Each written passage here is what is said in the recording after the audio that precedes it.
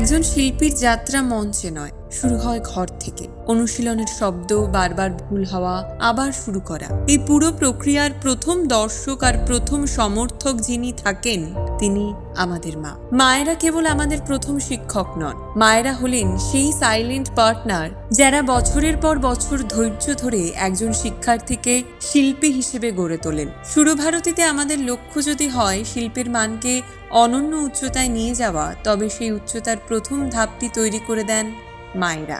শিল্পী তৈরির কারিগর যদি আমরা হই, তবে সেই শিল্পের প্রথম অনুপ্রেরণা কিন্তু মায়েরা। আজকের এই দিনে আমরা কোনো গাল ভরা প্রশংসা নয়, বরং সেই মায়েদের কুর্নিশ জানাই যারা নিজেদের অপূর্ণ শখগুলোকে লুকিয়ে সন্তানের শিল্পী হওয়ার স্বপ্নকে বাঁচিয়ে রেখেছেন। আপনাদের সেই লড়াই আমাদের আগামীর চালিকা শক্তি। পৃথিবীর সকল মায়ের প্রতি আমাদের শ্রদ্ধা। শিল্প বেঁচে থাকুক আপনাদের বিশ্বাসে।